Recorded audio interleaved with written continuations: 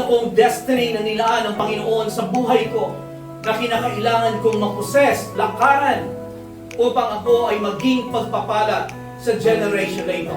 What is happening around you is not what's stopping you. What's happening in you, sa loob mo, is what's stopping you. Hindi yung, not necessarily yung mga sa paligid mo, ng mga nararanasan mo, kakulangan, kawalan ng pinag-aralan, kawalan ng pananalapi. Hindi yun ang pumipigil sa tao. Hindi yun ang pumipigil sa iyo upang malakaran mo at maposes ang mga bagay na ibinigay sa iyo ng Panginoon. Amen. Ang nangyayari sa loob mo, ang siyang humahadlang sa iyo. Ano ang nakikita mo sa loob mo? Kasi kahit na sa labas at panlabas, merong walls, merong giants, tila sa labas ay imposible, pero kung sa loob mo, we are well able to conquer and possess the land. Amen. Magagawa. So anong gagawin mo ngayon? So imbis na ayusin mo yung panlabas mo, ang dapat mong ayusin ay yung panloob mo. Keep your heart with all diligence, for out of your heart, dito sa loob mo, sa puso mo, flows the boundaries of life. Genesis chapter 12, verse number 1 to 3. Now the Lord said to Abram, yan yung si Abraham, bago pa siya maging Abraham, Abram, get out of your country, from your family, and from your father's house, to a land that I will show you. Everybody say, to a land. To a land. To a land that I will show you. I will make you a great nation. I will bless you and make your name great, and you shall be a blessing. I will bless those who bless you, and I will curse him who curses you. And in you all the families of the earth shall be blessed. Mag-exhort ako sa bawat isa sa atin. Some of you may be na parang narinig na ninyo ito, possessing your promised land. Pagpupossess doon sa promised land. Maaaring iba sa atin hindi na interest dyan. But tatlong bagay ito, ang subtitle nito is tatlong mahahalagang principles or susi upang malakaran natin ang plano ng Diyos sa buhay natin. At uulitin ko ulit na ang Diyos ay may plano sa buhay ng bawat isa sa atin. Possessing your promised land. There is a promised land for you. Amen. Merong promised land para sa iyo. We have a promised land to possess individually and corporately. Ibig sabihin, meron tayong mga lupang pangako na dapat nating angkinin individually at saka corporately bilang tayo ay bilang isang local church. Papaliwanag ko na siguro possessing your promised land. Pag sinabi nating promised land, what is your promised land? Sa buhay ng bawat isa sa atin, meron tayong tinatawag na portion o lupang pangako. Ika nga. Maaaring ito not necessarily a piece of land na geographical or physical. Not necessarily. Pero sasabihin ko na sa inyo, kung wala tayong lupa para sarili o bahay, ang kalooban ng Panginoon sa bawat isa sa atin ay magkaroon tayo ng lupa at sariling bahay. Amen. Yun yung kalooban niya. Na magkaroon tayo ng sarili nating lupa, sariling tahanan na matatawag nating atin. Na kung saan tayo may kakapamuhay na mapayapa. Meron akong destiny na nilaan ng Panginoon sa buhay ko na kinakailangan kong maposes, lakaran, upang ako ay maging pagpapala sa generation na ito. I will possess my land. Kumbaga, hindi ako mamamatay na hindi ko lalakaran ang plano ng Diyos sa buhay ko. Amen. Kung ilalagay mo ang iyong sarili sa Diyos sa bawat araw, Panginoon, naririto ako. I'm here to do your will.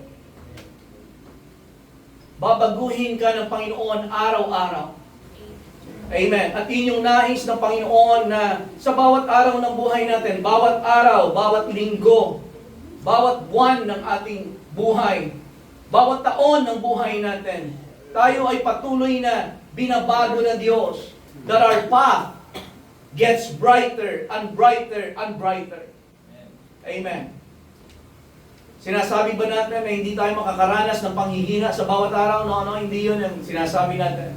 But if we are to allow God, pahihintulot natin, ilalagay natin ang ating sarili sa kamay ng Diyos, babaguhin niya tayo sa bawat araw.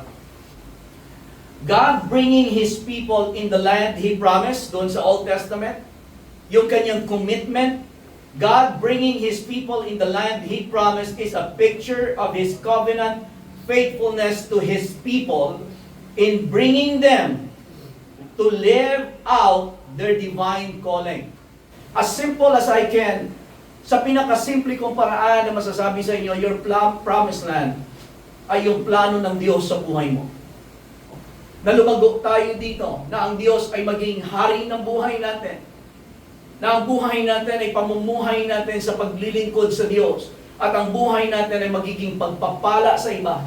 Kikilalanin natin ang Diyos, kikilalanin natin kung sino tayo kay Kristo Jesus. Lalago tayo doon, kikilalanin natin ang ating kaloob na ibigay ng Diyos at ipapagamit natin itong kaloob na ito sa Panginoon. Hallelujah. At isi-share ko sa inyo yung tatlong principles, important principle na dapat natin maunawaan para mo ma-possess. Kasi yung pag-possess sa promised land, alam natin ito. Matagal na natin itong tinatalakay din. Alam natin na sa pag-possess ng land, hindi siya automatic. Hindi siya na mapupunta lang sa iyo na automatic na nandiyan dyan. Pagising mo sa kinabukasan, sa umaga, oy! Praise the Lord, nandito na. Hindi siya mangyayaring ganon. So merong mga principles na dapat nating maunawaan, dapat nating, kumbaga, gawin upang maranasan natin ang kalooban ng Diyos sa buhay natin. Amen? Isa sa mga bagay na natutunan ko just recently, kapag ikaw dinadala ka ng Panginoon doon sa bagong territory, magkakaroon ka ng mixed emotion. Mixed emotion in a way na para ka may excite. Una, excitement. Kaya mixed emotion. Ang mararamdaman mo, may excite ka. Katulad halimbawa na sinabi ng Panginoon kay Abraham, get out of your country, out of your family, your kindred, and go to the land to which I will show you. I will bless you, I will be with you, I will bless you. Ang naramdaman siguro ni Abraham, excited siya. Right? Pero on the other hand, ay meron siyang, ano sa tingin ninyo mararamdaman niya? Hindi lang kalungkutan, takot. Kasi new territory yan. Principles in possessing your promised land is number one, bibilisan ko na siguro dito. Number one principle is what is given is not yours automatically. So dapat maintindihan mo yan sa buhay mo. Maintindihan natin sa buhay natin na anuman ang ibinigay sa atin ay hindi ka agad-agad automatically nagiging iyo. Okay? Halimbawa, ang pagbibigay ng Panginoon sa atin ng biyaya, ng grace, halimbawa, ay inilatag niya sa lamesa. Parang pagkain. Right? Pagkain, nilagay niya dyan ang mga pagkain sa lamesa. Nasa iyo na yan. Binayaran ng dugo ng Panginoong Jesus. Hindi mo kailangang magbayad. Amen. Nandiyan dyan, libre.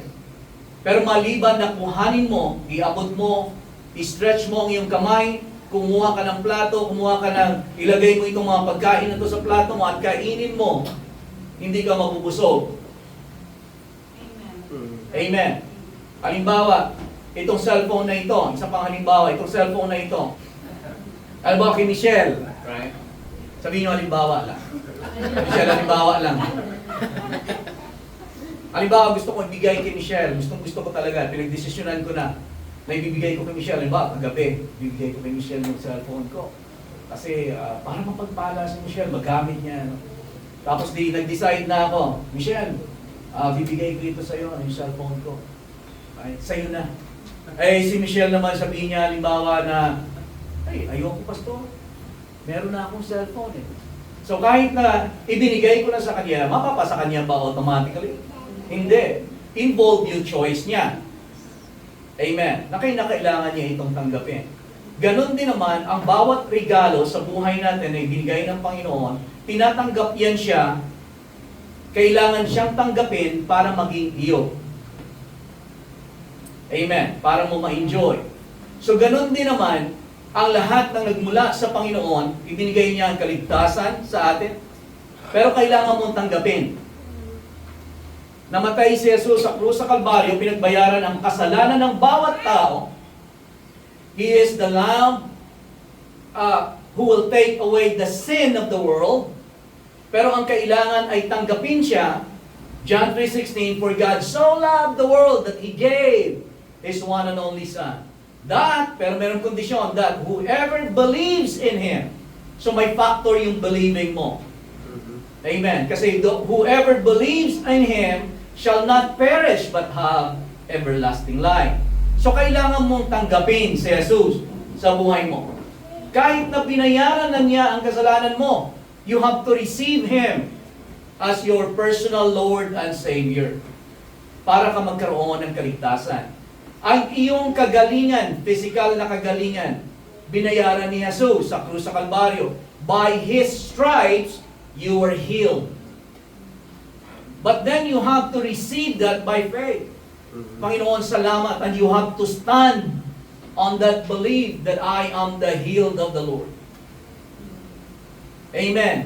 Ang grace ni Lord to prosper na tinatawag sa 2 Corinthians chapter 9 verse 8, for you know the grace of the Lord Jesus Christ, that though He was rich, yet for your sake He became poor, so that through His poverty you might become rich. Amen. So the grace to be rich, binayaran ng Panginoon. Amen. Sa'yo na. Pero dapat nating tanggapin. What is given is not automatically yours. Amen. Ang healing mo, yung prosperity mo, yung peace mo, nandiyo dyan na yan, bayad na ng Panginoon. Ito yung principle number 1. What is given is not automatically yours, or yours automatically. Makikita natin sa Deuteronomy chapter 1 verse 8. Deuteronomy chapter 1 verse 8 sa NIV, sabi diyan, see, sabi ng Panginoon, pinakita. Sabi ng Panginoon sa kanila, see, I have given you this land. Pinakita ng Panginoon. Past tense yan siya. Sabi ng Panginoon, see, I have given you this land. Ibinigay ko na sa inyo ang lupain ito. Pero sabi niya, see, I have given you this land, go in and take possession of the land. So ibinigay sa atin, pero you have to take possession of the land. Amen. Parang halimbawa, nagkaroon kayo ng mana sa magulang ninyo. Isang piraso ng lupa dyan sa CEA. Nalaman ninyo na pag-aari pala ninyo. Ang problema, merong mga squatter na naroon.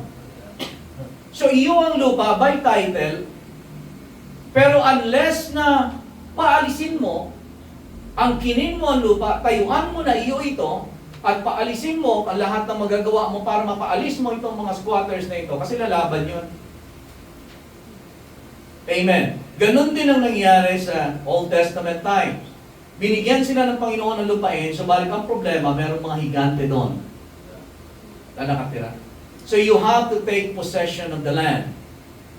Amen. Sa buhay natin, merong kalooban ng Diyos sa buhay mo, pero merong mga territorial spirit din na nais angkinin ang buhay mo. Hindi din sila papayag. Amen. Ay, kilala ko yan, si Brother Jake. Nagiging familiar sila sa iyo. Amen. But you have to stand in faith, know who you are in Christ, stand your ground, at itaboy mo kung sino man ang nais na humadlang sa iyo upang malakaran mo ang plano ng Diyos sa buhay mo. Amen. But what is given is not yours automatically. Dapat mo itong i-possess. Kuhanin. Kasi maliban, kahit na ito ay bayad na ng Panginoon, binayaran niya ang isang buhay na ganap at kasiya-siya para sa iyo, na maranasan mo, may plano na siya sa buhay mo. In fact, ang sabi ng salita ng Diyos, that He sees the end from the beginning. Nakita ka niya. Nakita niya na yung best version of you. Yung disenyo niya sa buhay mo. But you have to fight for that best version of yourself. So dapat maunawaan ninyo yan. Kasi dati, kung magiging sa principle number 1, kapag hindi natin naunawaan ng gusto, hihintayin lang natin yung mga pangyayari sa buhay natin. Nasusundan pa po ba ninyo ako? Sabihin natin, bahala na si Lord. Kaya sira-sira. Kung pagpalain niya ako, pagpalain niya ako. Kung pagagalingin niya ako, pagagalingin niya ako. Amen? Magiging kesera-sera ang buhay. Hindi ganyan nag-work ang Panginoon. Binayaran ng Panginoon ng Jesus ang lahat para sa buhay mo. Amen. Binayaran niya doon sa krus sa Kalbaryo upang tayo ay bigyan ng isang buhay na ganap at kasiyasiya. But you have to take possession of that land. Ipinaglalaban siya. Inaalis ang mga bagay na dapat alisin, ang mga doubt, ang mga takot sa puso natin, sa isip natin, pinaalis, pinalalayas. At yung mga nagsasabing, yung mga nag-i-intimidate sa atin, sa ating kaisipan na magsasabing, walang mangyayari sa iyo. Ganyan lang ang buhay mo. Right?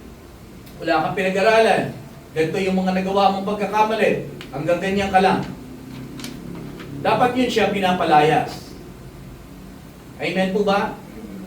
Number 2 na principle is before you can walk in something, you have to first see it. Before you can walk in it, you have to first see it. Bago mo malakaran ang isang bagay sa buhay mo, bago mangyari ang isang bagay sa buhay mo na pinangyari mo, dapat mo muna itong makita sa loob mo. So ganito ang ginawa ng Panginoon sa Genesis chapter 13 kay Abraham. Nung sinabi niya, Genesis 13:14 to 17, And the Lord God said to Abraham, after Lot had separated from him, Lift up your eyes now.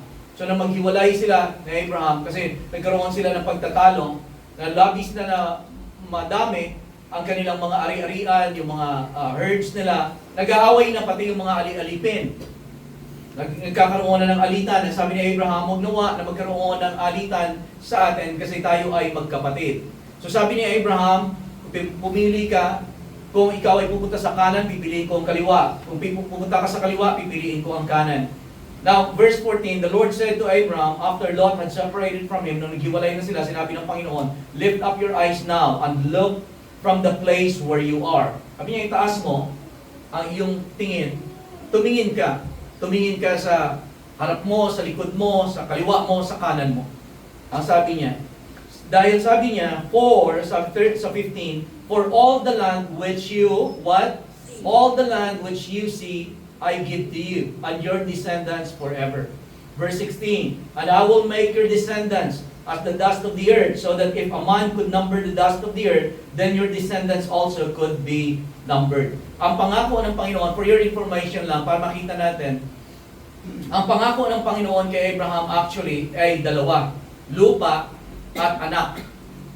So, i-multiply siya, bibigyan siya ng lupa at bibigyan siya ng napakaraming anak. Yun yung pangako ng Panginoon, twofold. I-multiply siya, bibigyan siya ng lupa.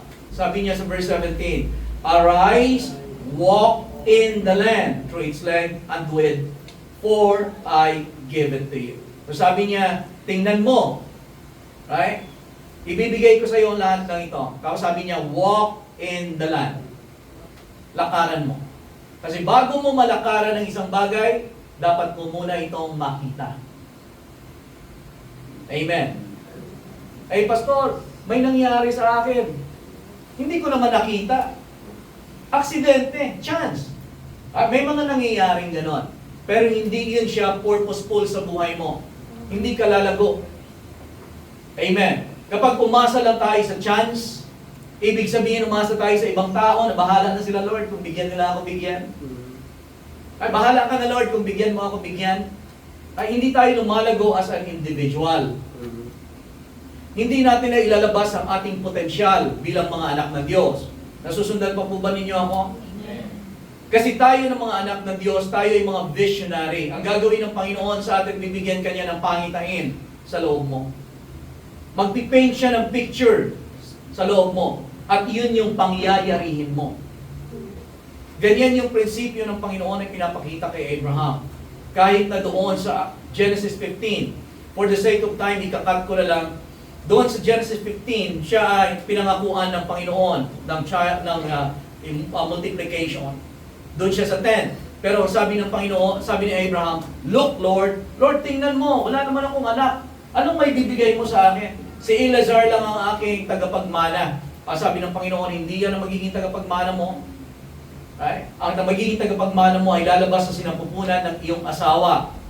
Right? Ang problema taog at matanda na. Subalit pinangakuan siya ng Panginoon. Sabi ni Abraham, "Look, Lord, tingnan mo, Lord." Pero sabi niya, labas ka dyan sa tent mo, at tumingin ka sa taas. Look. Tumingin ka sa taas, sa mga bituin, kung kaya mong bilangin, magiging ganyan ang mga anak mo. So, ang principle is, bibigyan ka ng Panginoon ng pangitain. Doon sa loob mo, ano ang nakikita mo? Principle yan siya, hindi na natin titignan. Sinabi niya kay Jeremiah, "Jeremiah, what do you see?" Jeremiah 1:12. Amen. Ang sabi ni Jeremiah, "I see an almond tree." Ang sabi ng Panginoon, "You have seen well, for I am ready to perform my word." Bago mo makita, bago mo malakaran ang pangyayari sa buhay mo, yung healing mo, na bago mo makita na ikaw ay healed, o bago mo maranasan, "Uy, totoo nga, wala na akong sakit." Bago mo yun makita, bago mo yun maranasan, una mo yun na dapat nang makita sa loob mo. Amen. Isa sa mga hinahangaan, hindi naman hinahangaan, isa sa mga na-admire siguro na pagdating sa area na ganito ay yung nanay ni Joel Austin. Ang nanay ni Joel Austin, way back, si Dodie Austin, ay na-diagnose yun siya ng cancer. Nataningan na ang buhay niya na parang kung di ako nagkakamali, parang 2 weeks or 4 weeks to live. Pero ang ginawa ni Dodie Austin, nanay ni Joel Austin, ang ginawa niya, naglagay siya sa kanyang kwarto somewhere na yung pinakabata niyang pinakabata niyang picture nilalagay niya sa bed niya at lagi yun yung tinitignan niya araw-araw.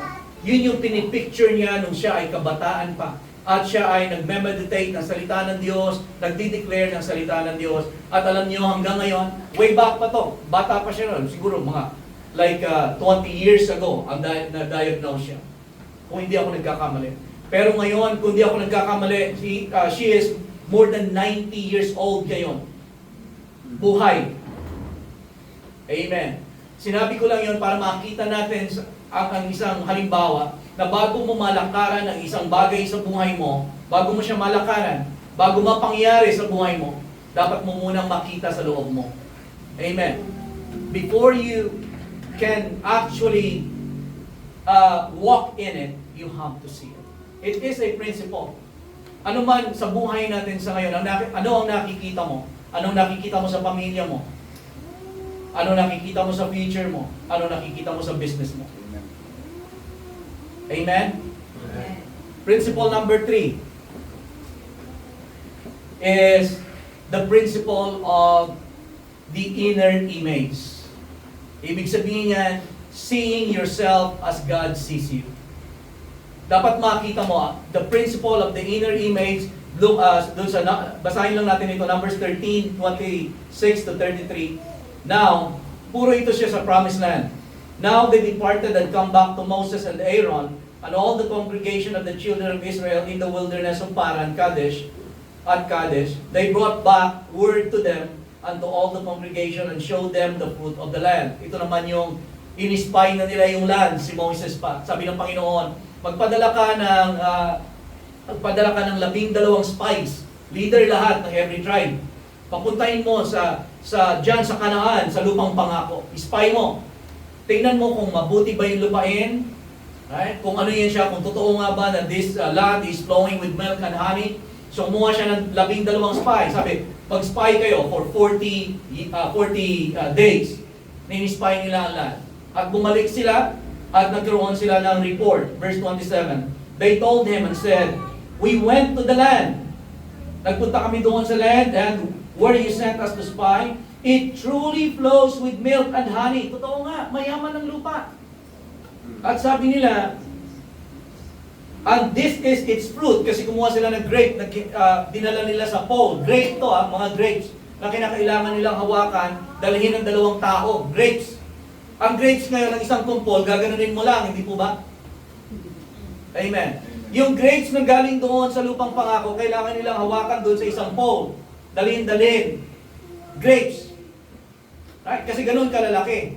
Ang isang kumpol, ang ilang kumpol. So yun yung pinakita nila. Tingnan niyo, this is its fruit. Verse 28.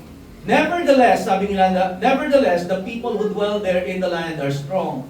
The cities are fortified and very large. Moreover, higit pa, sabi nila, we saw the descendants of Anak, mga giants ito. Verse 29, the Amalekites dwell in the land, the south, the Hittites, Jebusites, and the Amorites dwell in the mountains, and the Canaanites dwell by the sea, along the banks of the Jordan. Nung marinig ito ni Caleb, then Caleb quieted the people, pinatahimik. Kasi negative na yung sinasabi.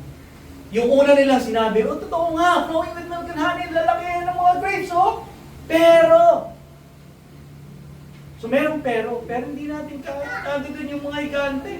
Anong mangyayari doon? Wala, hindi natin kaya. So sabi ni Caleb, tahimik! Caleb quieted the people before Moses and said, let us go up at once. Ngayon na. Kasi pag lumala pa yung negative na kumalat pa yung balita na yan, yung lalong napag-usapan, alam niyo yung mga negatibong bagay, di ba? Kapag pinag-uusapan, lalong lumalaki.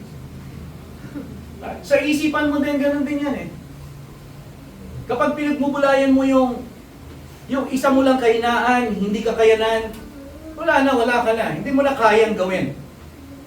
Kasi manliliit ka na. Caleb quieted the people before Moses and said, let us go up at once and take possession, for we are well able to overcome it. Kayang-kaya natin. But the men who had gone up with him, yung 10, sabi nila, hindi natin kaya. We're not able to go up against the people, for they are stronger than we.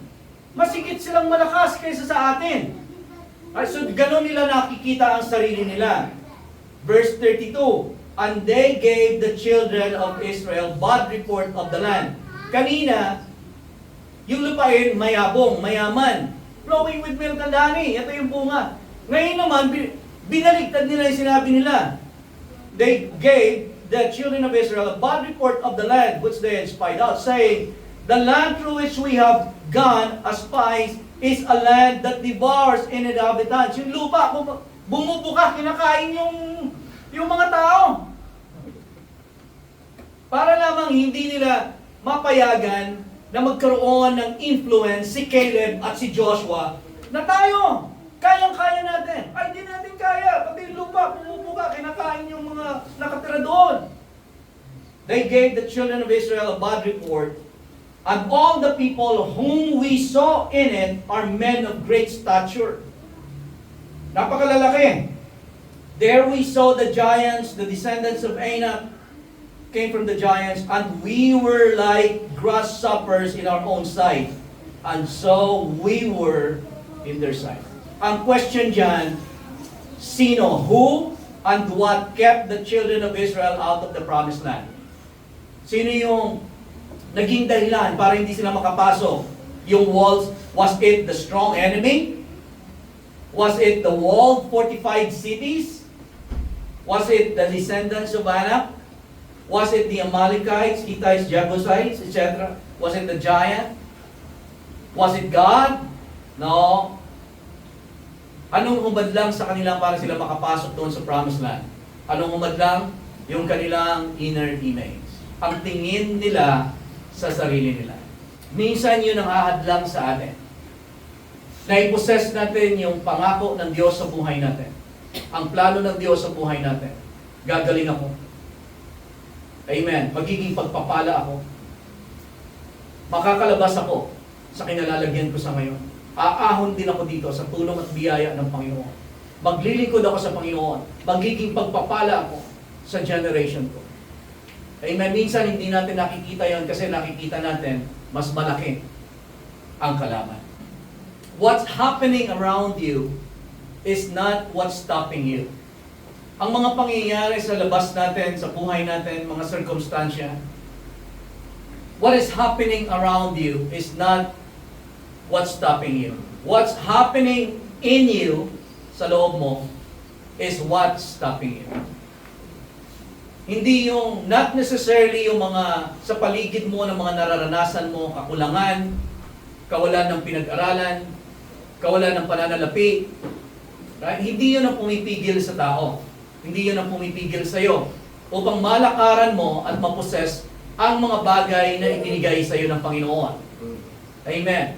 Ang nangyayari sa loob mo, ang siyang humahadlang sa iyo. Ano ang nakikita mo sa loob mo? Kasi kahit na sa labas at panlabas, merong walls, merong giants, tila sa labas ay imposible, pero kung sa loob mo, we are well able to conquer and possess the land. Amen. Magagawa mo. So anong gagawin mo ngayon? So imbis na ayusin mo yung panlabas mo, ang dapat mong ayusin ay yung panloob mo. Keep your heart with all diligence, for out of your heart, dito sa loob mo, sa puso mo, flows the boundaries of life. Merong 3 gateways dito sa heart mo. Ang puso mo ay merong 3 pasukan. Remember, yung puso mo ang siyang nagbibigay sa iyo ng boundary sa buhay. Ang puso mo. Kaya sabi niya, ingatan mo ang puso mo sa kung ano ang pumapasok dito. Paano nakakapasok ang mga bagay sa puso mo? Tatlong pintuan, ika nga, ang pinapasukan para makarating dito sa puso mo. Una, yung ear gate. Yung ano ang pinakikinggan mo. Ang pinakikinggan mo ba ay, kaya mo yan. That He who has begun a good work in you will continue until the coming of Jesus Christ. That you can do all things through Christ who gives you the strength. Yun ba yung pinakikinggan mo? Or sa pinakikinggan mo sa isipan mo yung, hindi ko kaya yan. Wala nang mangyayari dito. Right? Hindi na magtatagal ito. Manghihina na tayo ng manghihina. Ano ang pinakikinggan mo? Ano ang pinakikinggan nating musika? Pangalawa ay yung eye gate na tinatawag. Right? Ano yung mga pinanonood mo? Ano yung mga binabasa mo? Amen. Ang mga binabasa mo ba ay mga words na nakakapagpahina sa loob mo? O ang mga binabasa mo ay mga salita na nakakapagpalakas sa iyo? Amen. Yung tinatawag na faith-building words or faith-building materials. Ang ikatlo na gateway to a human heart or spirit ay yung mouth gate. Right? Ang salita. Sabihin mo halimbawa, paano yun, Pastor? O, tingnan natin ito. Sa Proverbs chapter 3, verse 3, babasahin natin, Proverbs 3:3. Let not mercy and truth forsake you, bind them around your neck, write them on the tablet of your heart. So, ang puso mo, lingunin mo katabi mo at sabihin mo, ang puso mo ay parang tablet. Hindi yan siya tablet na ganito, ha? Tablet yan siya na kung saan isinulat yung noong unang panahon, kung saan isinulat halimbawa yung 10 Commandments, tablet of your heart. Right? Yung pinagsusulatan. Ang puso mo ay parang tablet, pinagsusulatan siya. Sa Psalms chapter 45 verse 1 sa NIV, makikita ninyo yung ganito. My heart is stirred by a noble theme as I recite my verses to the king. My what? My tongue is the pen of a skillful writer. So kanina binasa natin Proverbs 3:3, ang puso mo ay sulatan. Amen. Dito makikita natin na ang dila mo ay panulat. So, ibig sabihin na pwede kang makapagsulat sa puso mo sa pamamagitan ng dila mo. Amen. So ano yung sinasabi mo sa sarili mo?